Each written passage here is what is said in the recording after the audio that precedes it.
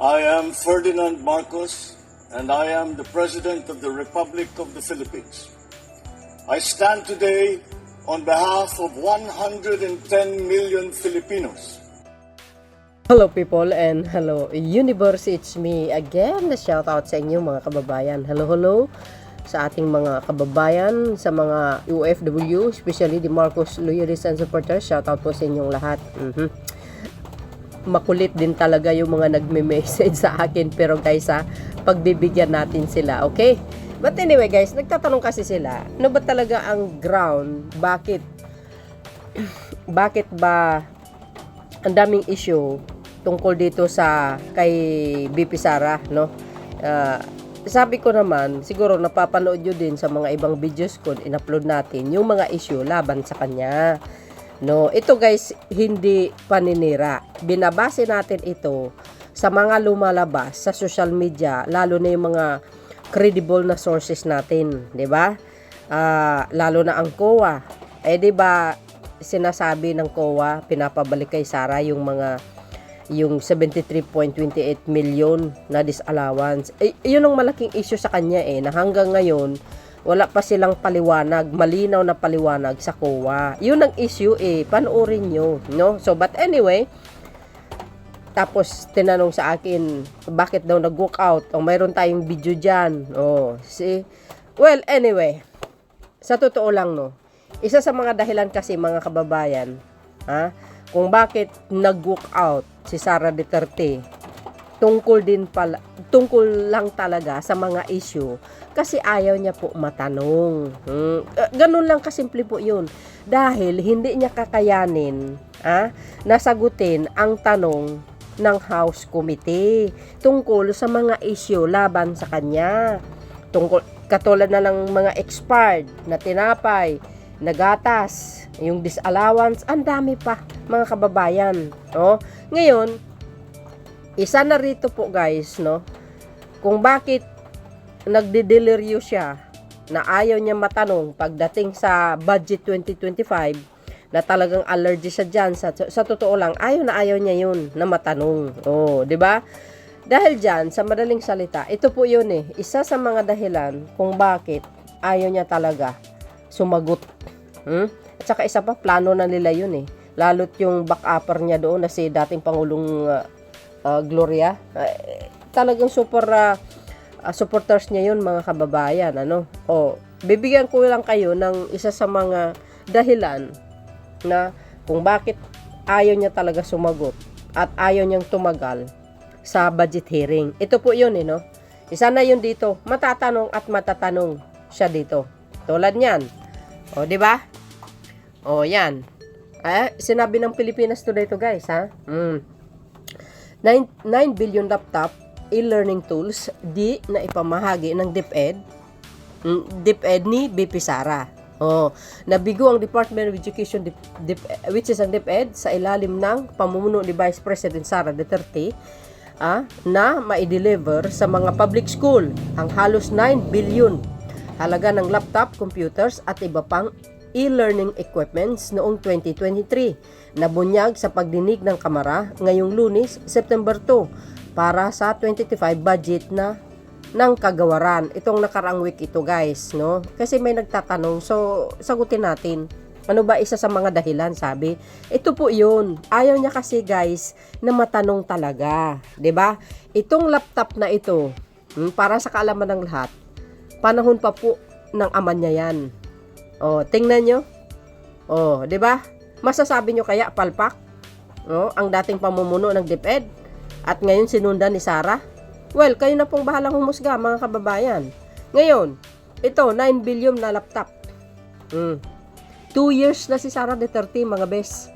Bakit kung sa panahon ng papa niya ito, ni dating ex-DepEd Secretary Briones, correct me if I'm wrong, bakit hindi nila na ipamahagi ito mga beswa? At sa panahon ni Sara Duterte, bakit kinakailangan niya pa tiningga sa warehouse? Bakit hindi niya dinistribute na ito ay kailangan ng mga guro? Iyan ang ayaw niyang sagutin. Kasi hindi naman talaga siya mahilig Sa mga ganyang klaseng pagtatanungan kasi guilty, 'di ba? Kung hindi ka guilty, mga kababayan, siyempre sasagutin mo ng maayos. 'Di ba naalala nyo ang presidential debate? Hindi siya umattend, 'di ba? Kasi ayaw niya. Wala siyang kasing alam siguro. Yun lang yun, kasimple. 'Di ba abogado siya? Supposed to be very spoken siya. Pero wala eh. Ayan, isa sa mga dahilan, mga kababayan. Kaya gumawa na naman siya ng eksena itong mga nakaraan dyan sa budget hearing. Nako, sabi ko sa inyo, hindi niya talaga kakayanin ang mga magtatanong sa kanya. Gigisahin talaga siya. Sabi ko sa inyo, no? Bawat ahensya ng gobyerno, mga kababayan, dumadaan yan sa paggisa sa budget hearing. Kayo naman, oo. Parang kahapon lang kayo pinanganak. Ito pa, isa sa mga dahilan. Ito, short lang natin. Nakita nyo yan, yung sinabi ni La Union First District Paulo Ortega. Ayan guys, kung sira ang gatas at Nutribans na i-deliver, anong kinain ng mga bata? Wala, 'di ba? Wala. Kung ako ang magulang ng mga apektadong bata, magagalit ako. Yes. Isa po sa natuklasan diyan noong budget hearing noong isang araw diyan tungkol dito sa pamumuno ni BP Sara bilang sekretary ng DepEd itong nakaraan. Natalakay po 'yon ng mga nakaraan at nabanggit din yan itong budget hearing. See? Sasabihin nyo, peke na naman. Hindi tayo nag-i-spread ng news dito na peke, mga kababayan. Pawang katotohanan lamang, sabi ng GMA. Kayo naman, See? Yan po ang isa sa mga dahilan kung bakit ayaw niya talaga magtagal sa budget hearing. Kung tumagal man siya dyan, iisa lang po ang sagot niya. 'Di ba? I defend my budget 2025, sabi niya. Tapos, iisa lang ang sagot niya, binabasa niya pa. Yun pong isa sa mga dahilan kung bakit nag-walk out niya dahil hindi niya kakayanin ang itatanong sa kanya ng mga kongreso, ng House Committee, ika nga. Sabi ko sa inyo magigisa at magigisa ka. Sa House of Representatives. Malaki ang pagkakaiba ng Senado at saka House Committee. Nako, malayo mga bes. Ito kasi sa House Committee, sa totoo lang, mostly are maraming abogado dito, sa totoo lang. Sobrang daming abogado. So dahil dito mga kababayan, siguro kahit papano na isagot ko rin sa inyo, ano daw ang totoong kadahilanan. Well, one of the reason guys, yan. 'Di ba? Katwiran yan, nagsasabit daw sila ng mga kaukulang dokumento. Tapos, nung tinanong ang COA ng nakaraan, bakit sinabi ng COA na walang, wala pang kumpletong dokumento na isubmit sa kanila. Ika nga, wala pang malinaw na paliwanag galing sa pamumuno ni Madam. Kaya yun, kayo na po ang bahalang mag-research para may alam kayo, mga anti-Marcos. Sasabihin nyo na naman, sinisiraan. Anong sinisiraan? Sasabihin, political. Political yung pagmumukha nyo. Kayong namumulitika nga Tingnan nyo mga ginagawa nyo, paninira sa gobyerno.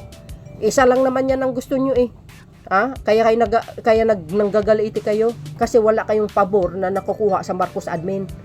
Hindi naman pwede yun.